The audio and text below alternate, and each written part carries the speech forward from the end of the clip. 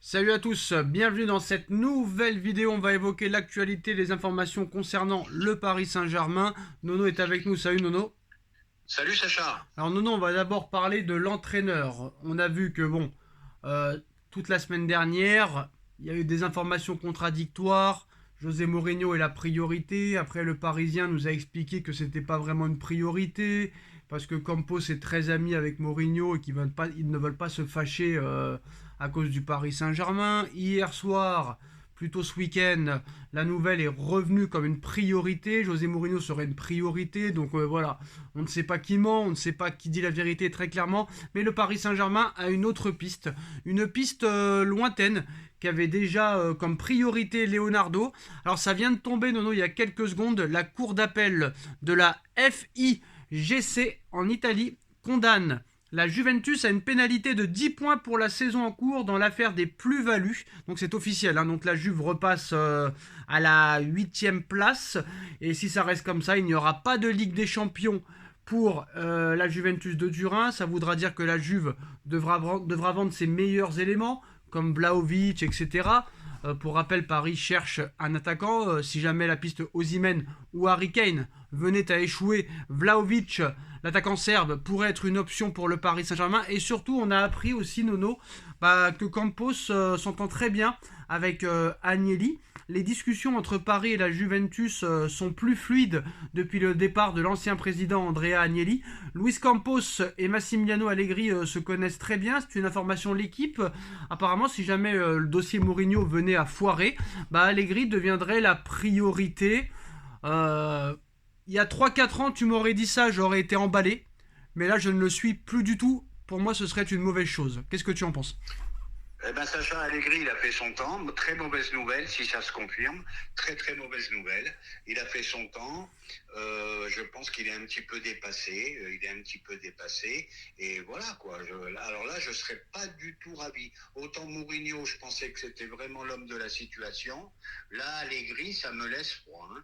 Après, attention, Nono, on n'a jamais dit, et personne n'a dit que le dossier Mourinho était entériné. C'est juste au cas où le dossier Mourinho ne venait pas à aboutir. Faut pas non Oui, plus. oui, on est d'accord là-dessus. Mais Allegri, qu'est-ce que tu veux que je te dise? Ça me plaît pas. C'est un football qui me plaît pas non plus. Voilà, voilà. Merci pour toutes ces informations. En tout cas, Carlo Ancelotti voudrait recruter Marco Verratti l'été prochain. Verratti dispose d'un bon de sortie, mais aux conditions du Paris Saint-Germain. Paris refuse de négocier avec le Real Madrid. Le Real Madrid a vu la direction du PSG se montrer intransigeant. Il n'y aura aucune négociation avec le Real Madrid. Par contre, Verratti a toujours une proposition venue d'Arabie Saoudite, estimée à plus de 50 millions d'euros par saison. Mais ce n'est pas le plan de l'Italien. La Juventus et l'Inter de Milan font partie des autres destinations possibles. Bon, maintenant, c'était une info avant que la Juventus soit pénalisée de 10 points, donc on peut enlever la Juventus officiellement. L'Inter serait peut-être la piste la plus probable. Honnêtement, est-ce qu'un départ de Verratti, c'est possible? Moi, j'en doute. Hein. Je finis par en douter aussi, parce que s'il commence à dire la direction, il peut partir, mais pas au Real, je vois pas pourquoi, ça me surprend. Si le Real, il propose une belle somme, eh ben, tu le laisses partir, tout simplement. Donc, je sais pas pourquoi ils mettent des conditions pour Verratti. Donc, je pense qu'il y a de fortes chances que Verratti fasse la saison prochaine avec le PSG. Alors, Émeric Laporte est poussé vers la sortie par Manchester City. Le joueur a été proposé au Paris Saint-Germain. Oui ou non? Non, Emeric Laporte non plus. Voilà, c'est pas un choix qui me satisfait. Pourquoi? Parce que voilà, il a perdu sa place de titulaire à City. Bon, écoute, moi je pense que quand même avec Skriniar, c'est nettement au-dessus, et il en faudrait un autre en défense centrale de la stature de Skriniar. Après, Pourquoi de la vas-y, fini.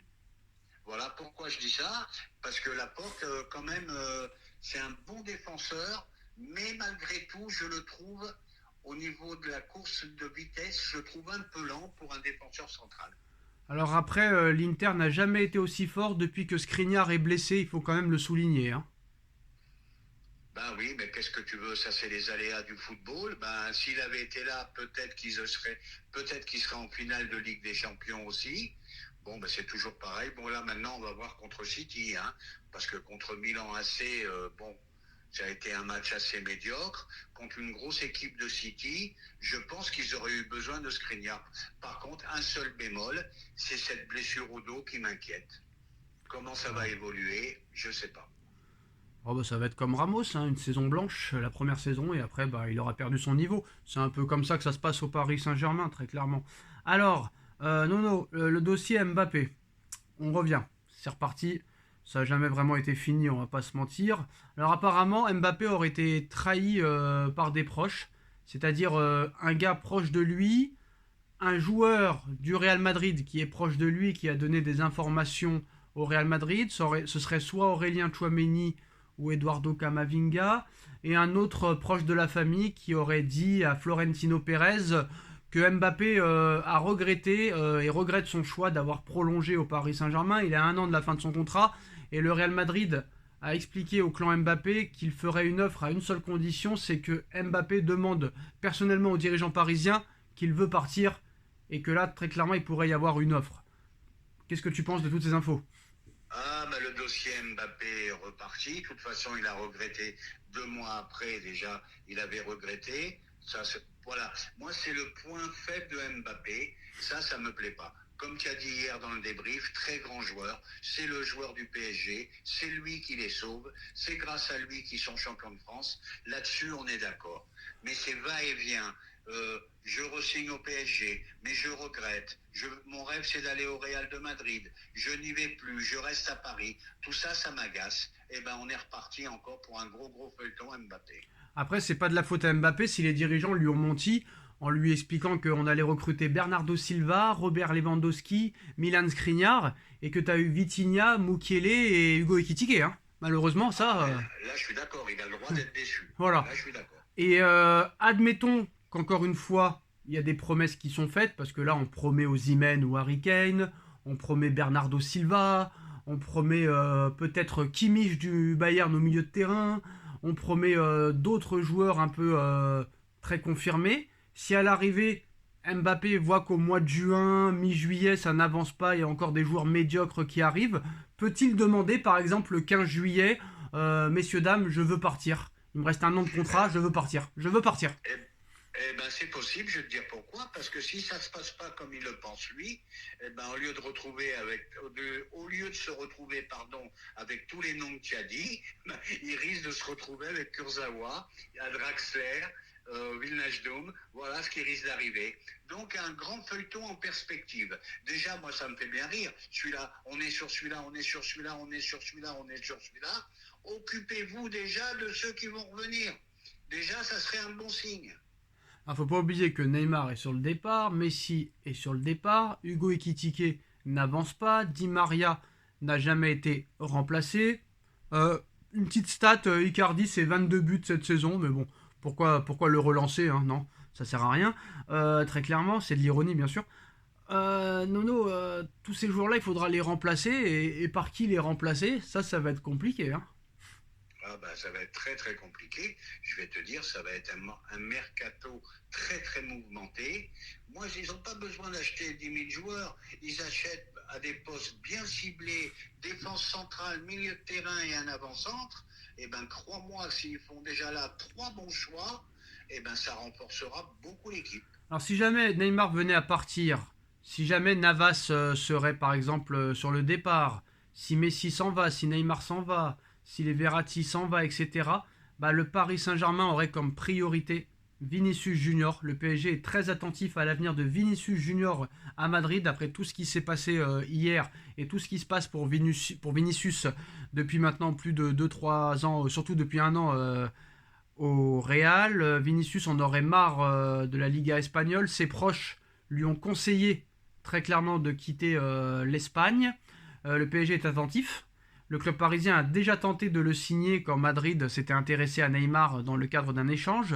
Le Brésilien a glissé qu'il en avait marre de la Liga espagnole et que Paris, s'il y a tous ces départs qui venaient à se confirmer, Paris pourrait faire une offre de plus de 200 millions d'euros pour Vinicius Junior, qui verrait en lui le remplaçant idéal soit de Lionel Messi, soit de Neymar Junior.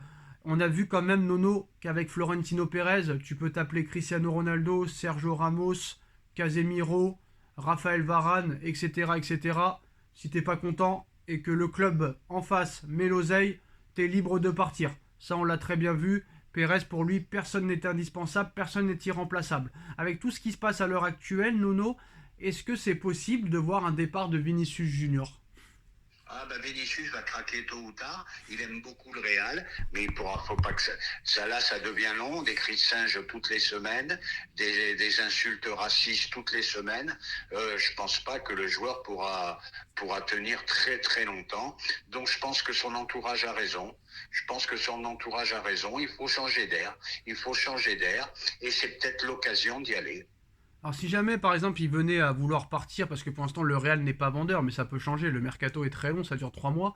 Si jamais Paris mettait 200 millions sur la table et que si Messi partait, Neymar partait, Verratti partait, Navas partait, que la masse salariale se baisse considérablement avec plusieurs autres ventes, si Paris met 200 millions sur la table, est-ce que Pérez pourrait accepter?